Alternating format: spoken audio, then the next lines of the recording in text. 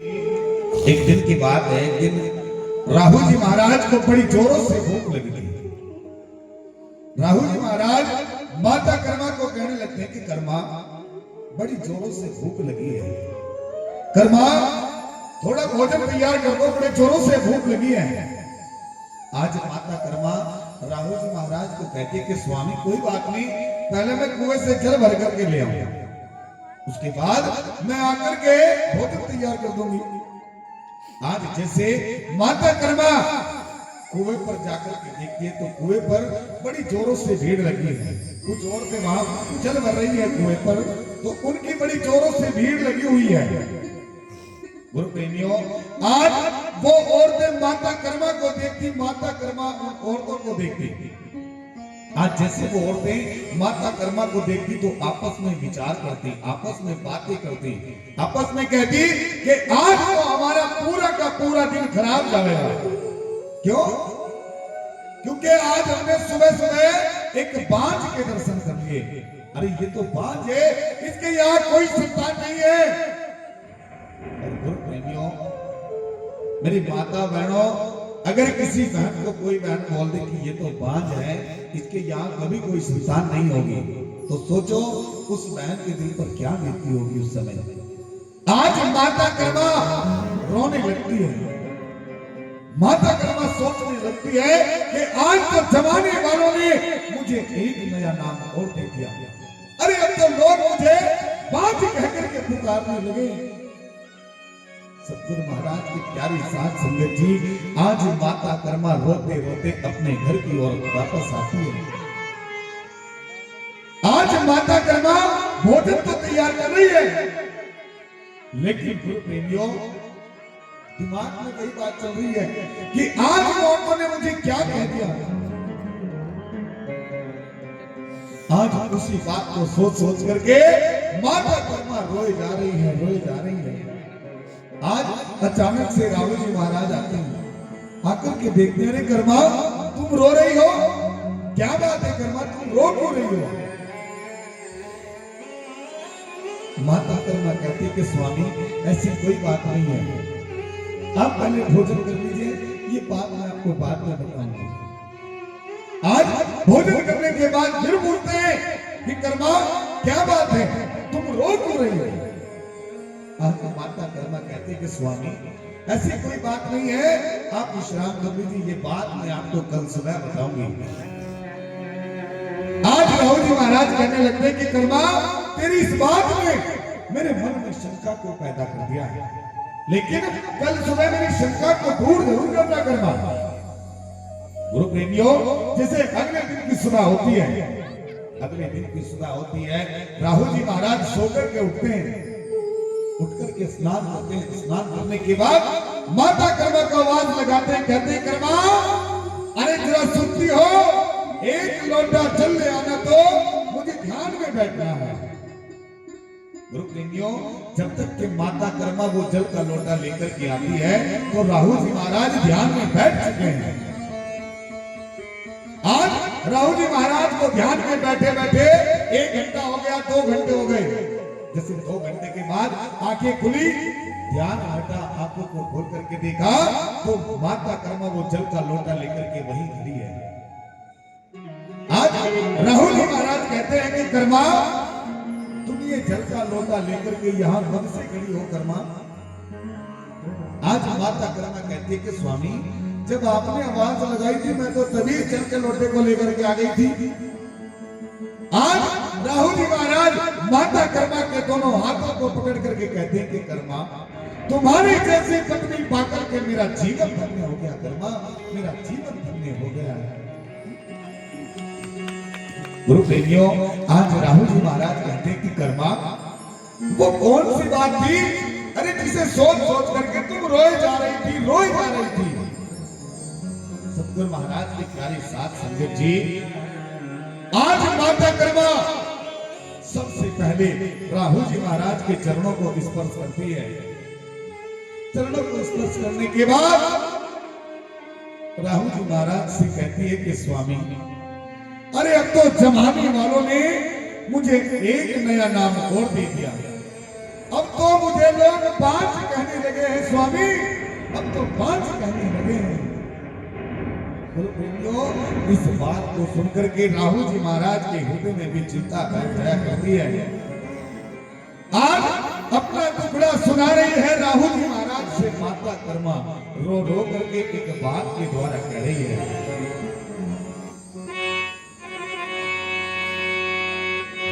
मैं दुखियारी करम की मारी,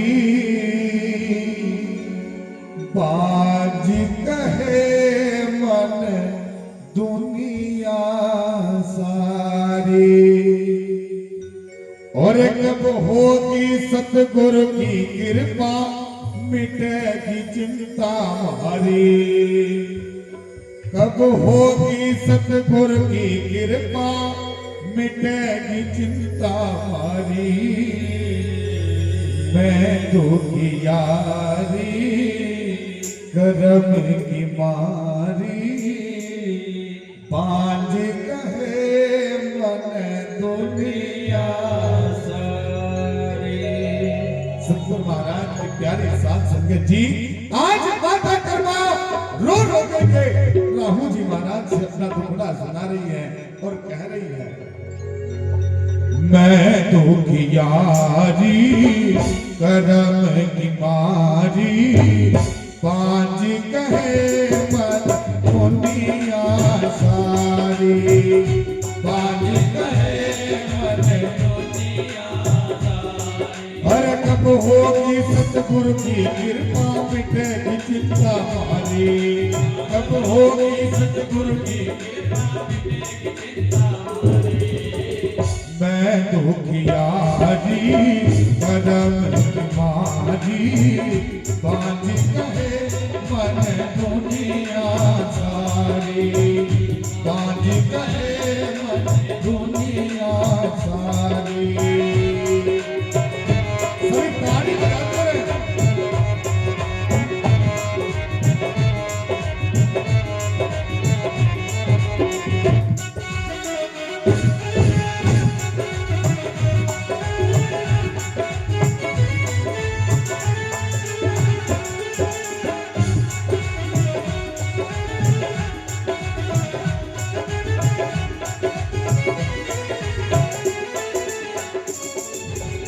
गुरु प्रेमियों, आज माता कर्मा राहुल जी महाराज से रो रो करके कह रही है, ओ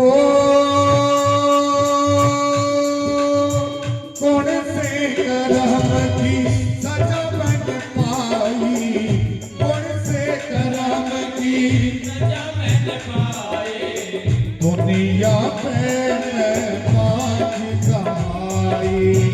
दुनिया में बाज कमाई, कौन से करम की सजा मैंने पाई, दुनिया में बाज कमाई। दुनिया में बाज कमाई, अरे कब लेगा भगवान खबरिया मिटेगी चिंता हमारी। कब लेगा भगवान खबरिया मिटेगी चिंता हमारी। मैं दुखियारी करम की मारी, बांझ कहे मन दुनिया सारी।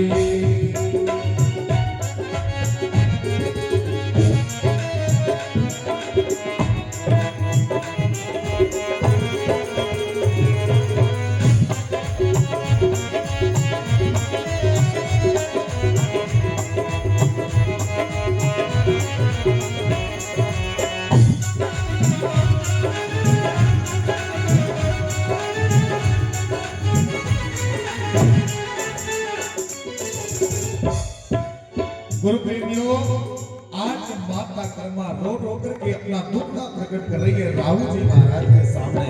राहुल जी महाराज को कह रही है, दुनिया के सारे सुख हैं झूठे, दुनिया के सारे सुख हैं झूठे, बिन औलाद के मुझसे रूठे, बिन औलाद के मुझसे रूठे। दुनिया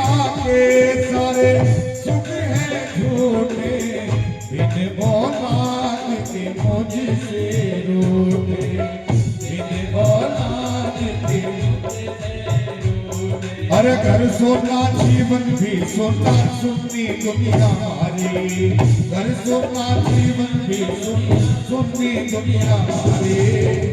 मैं दुखियारी करम की मारी, बाज गए मन दुनिया सारी, बाज गए मन दुनिया सारी, बाज गए मन दुनिया सारी। सतगुरु महाराज की प्यारी सात संगत जी, आज की बात सुनकर के राहुल जी महाराज के हृदय में भी चिंता बैठ जाया करती है। गुरु प्रेमियों, 21 वर्ष हो गए, लेकिन 21 वर्षों तक माता कर्मा के घर में कोई संतान नहीं हुई। गुरु प्रेमियों, 21 वर्षों के बाद वही बात याद आती है।